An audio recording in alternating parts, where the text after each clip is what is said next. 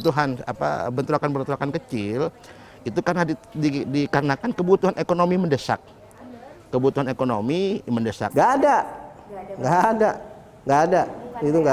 Itu nggak ada sama sekali.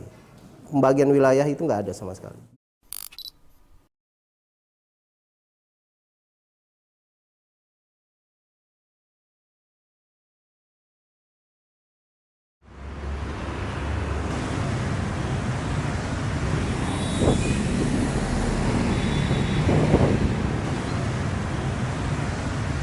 Kiri, ya lurusin, lurus saya lurus, lurus.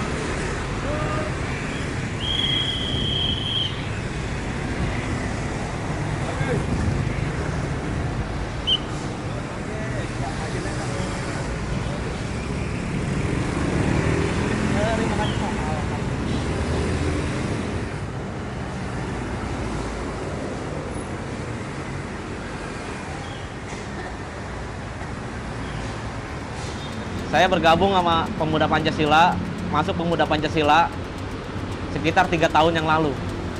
Ya karena berawal semua teman-teman saya juga. Teman-teman kita nongkrong, teman kita main lah. Oh, kalau lahan parkir ini Bang, kita turun-temurun sih sebenarnya. Dari yang tua-tua ya, dari abang-abangan saya.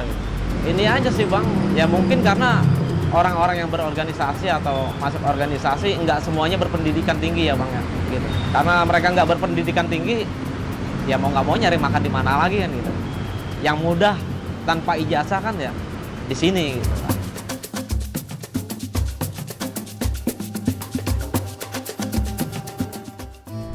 Kalau DKI saja kita merekrut teman-teman DKI itu mulai dari kalangan menengah ke atas, menengah ke bawah.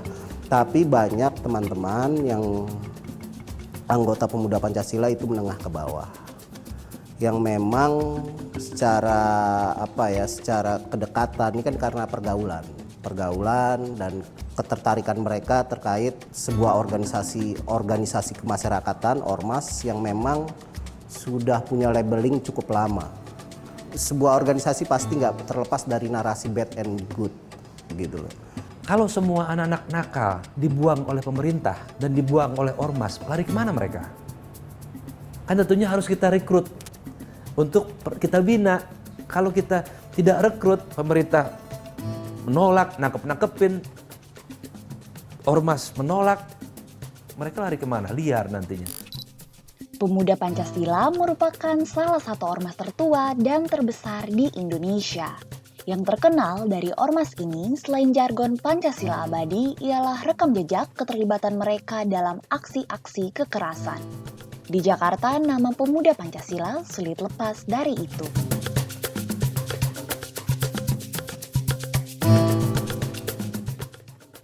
Selama ini kan paradigmanya tuh ikut ormas atau Pemuda Pancasila, ikut onar. Kalau kurang mengenakan paling ya itu dianggapnya, wah ngapain sih ikut-ikut Sri Kandi Pasar Minggu, mau aja diajak tawuran atau apa.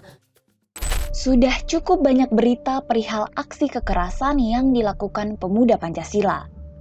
Tak jarang aksi-aksi itu menimbulkan korban.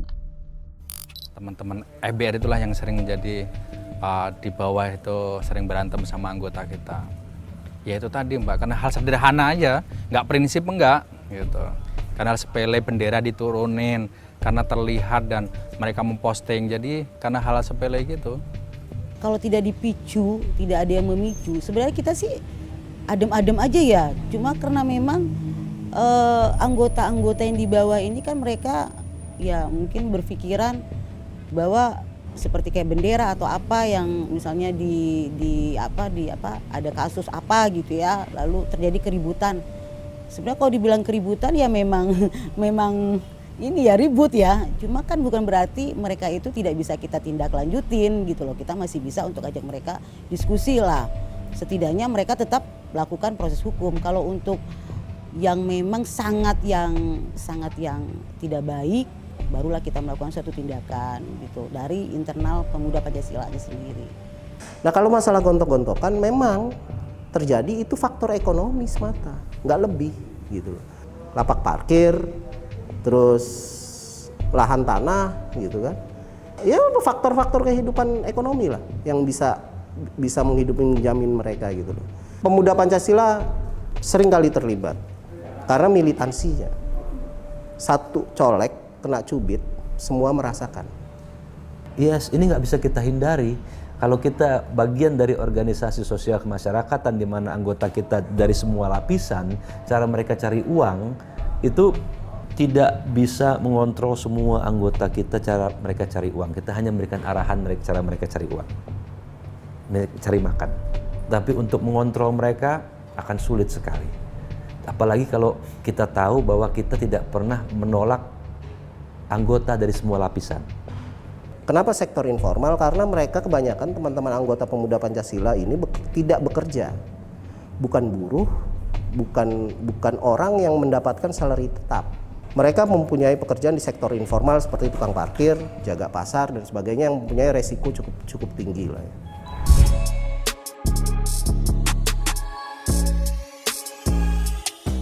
Ada beberapa hal. Satunya karena itu sektor istilahnya informal, sektor ekonomi yang tidak diregulasi secara formal oleh negara. Jadi ada kemampuan untuk berbagai aktor untuk bisa main di sana yang untuk menentukan aturan tersendiri dan coba untuk monopolisasikan sektor-sektor tersebut. Kalau kembali ke sejarah, salah satu fungsi ormas seperti Pemuda Pancasila secara rezim Orde Baru adalah untuk bisa mengendalikan, merangkul, dan disiplin orang-orang yang sudah main di sektor seperti itu.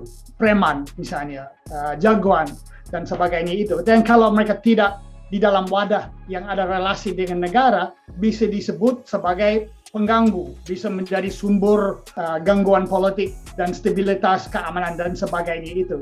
Jadi dari dulu, ormas sudah berperan untuk bisa menjadi pemain untuk mengkontrol dan monopolisasikan sektor informal. Dan sektor informal rata-rata adalah sektor informal kelas menengah bawah miskin yang tidak diatur secara formal oleh peraturan bisnis dan sebagainya itu.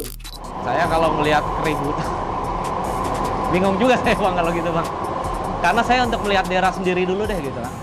Saya kalau misalnya melihat keluar itu ya gimana ya, kita beda gitu kan. Tetapi kita tetap satu organisasi kan gitu. Bedanya mungkin karena kita di sini udah lebih kenal dulu sama masyarakat atau gimana kan gitu kan. Karena yang sering terjadi itu kan hal-hal sepele, hal-hal kecil ya. Yang hitungannya memang baru. Mungkin seperti itu kali Bang. Kalau yang udah dipegang lama atau ditempatin orang lama, ya mungkin mereka juga nggak mau kalau di sini kan gitu. Kita sama-sama menjaga lah. Kepentingan menguasai sektor informal kemudian tergambarkan dengan wilayah kekuasaan Pemuda Pancasila yang tersebar di Santero, Jakarta. Ada sedikit pergeseran soal ini mengikuti perubahan lanskap sosial politik di Indonesia. Di satu segi ada sejarah kenapa mereka punya sistem wilayah seperti itu. Dan itu juga kembali ke Orde Baru dan sistem teritorial ABRI. Ormas seperti Pemuda Pancasila dan nampak dari seragamnya yang seolah-olah militer itu ya, mereka meniru militer sebagai kelompok paramiliter, dan pada masa Orde Baru mereka juga membangun sistem kewilayahan yang juga meniru sistem teritorial ABRI pada waktu itu, dan kemudian itu juga dipengaruhi oleh sistem post-Siskamling yang dibangun, kalau saya nggak tahu salah, tahun 80-an, itu bagian dari usaha Orde Baru dan kepolisian pada khususnya untuk memperluas sistem keamanan dan surveillance terhadap masyarakat. Dan dalam hal itu mereka juga menggunakan dan merekrut orang-orang lokal, itu bisa disebut jagoan, preman dan sebagainya, ke dalam sistem itu. Nah, kalau kembali ke soal masa sekarang di Jakarta, dengan dominasi ormas di daerah ini atau daerah itu sangat ditentukan oleh relasi-relasi dan hal-hal di lapangan. Misalnya di Jakarta Timur ada kelompok seperti FBR yang pernah kadang ada kejadian antara cabang FBR dan Pemuda Pancasila yang secara historis sangat kuat di sana karena banyak masyarakat yang identitas Betawi, dari mereka ada identitas yang sama dengan Forum Betawi Rempuk, makanya organisasi itu cukup kuat di daerah itu. Jadi mungkin di daerah perindustrian secara historis pemuda Pancasila juga biasanya cukup kuat. Dari satu segi mereka memberi keamanan, mungkin mereka terlibat dalam usaha sendiri, dan mereka juga dari dulu punya peran untuk menjaga yang mengganggu situasi, termasuk menjaga kalau ada serikat buruh misalnya yang dianggap mengancam kepentingan pengusaha dan sebagainya. Dan kadang juga ada seperti bidding itu, jadi misalnya ada daerah yang mungkin kemungkinan untuk bisnis atau ada lapangan parkir yang duitnya cukup besar, apalagi di kota seperti Jakarta dengan parkiran ekonomi yang cukup besar itu, mungkin ada organisasi yang coba bidding untuk merangkul, untuk mengkooptasikan orang-orang yang sudah ada di lapangan, karena ini kesempatan untuk memperluas pengaruhnya, untuk bisa merangkul kemungkinan ekonomis yang sudah ada. Dan kadang konflik muncul di situ, di mana ormas, dua, tiga atau lebih ormas, semuanya mau main, semua mau monopoli wilayah itu. Nah, kemudian bisa ada desakan dan kadang-kadang sampai ada konflik juga di lapangan. Itu memang ada, Mak. Memang wilayah-wilayah itu ada. Contohnya juga di Jati Padang gitu. Oh, ini bloknya EBR gitu, ini PP, tapi akur sih Mbak gitu. Di pasar itu juga, di pasar Minggu itu juga ada EBR, ada Porkapi, itu memang ada.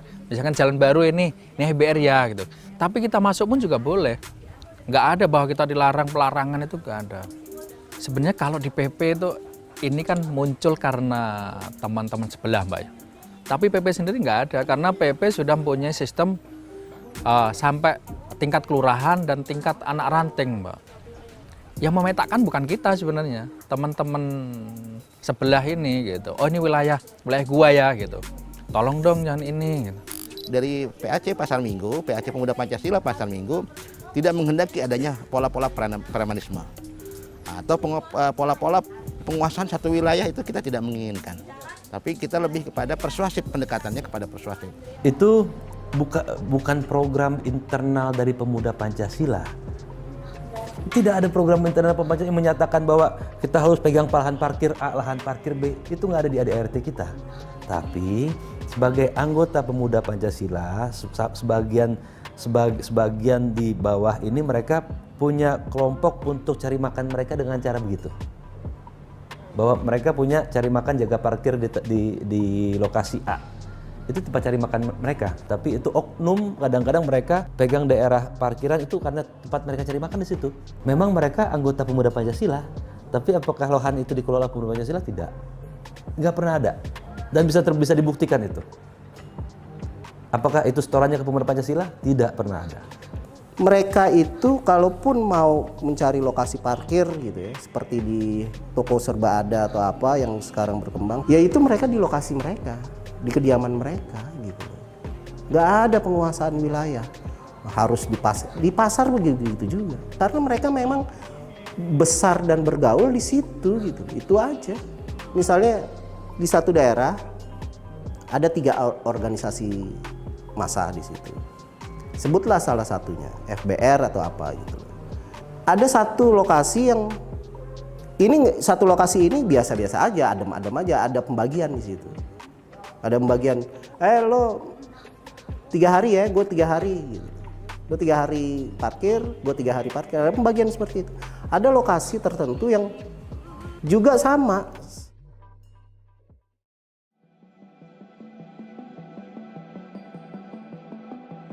Kita saat ini lebih kepada pola-pola paradigma baru dengan menggunakan otak, tidak menggunakan otot.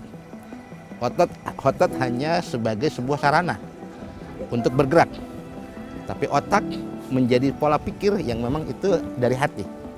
Cara berpikirnya mungkin kalau sekarang ini karena apalagi katakanlah milenial ditambah lagi perubahan peradaban era digitalisasi. Jadi berpikirnya sekarang ini bagaimana kita berbuat yang baik di masyarakat. Kita nggak peduli, karena kan orang yang yang beredar viral terkait komen-komen negatif terhadap pemuda Pancasila karena tidak mengetahui keberadaan pemuda Pancasila, baik secara historis maupun kondisi kekinian.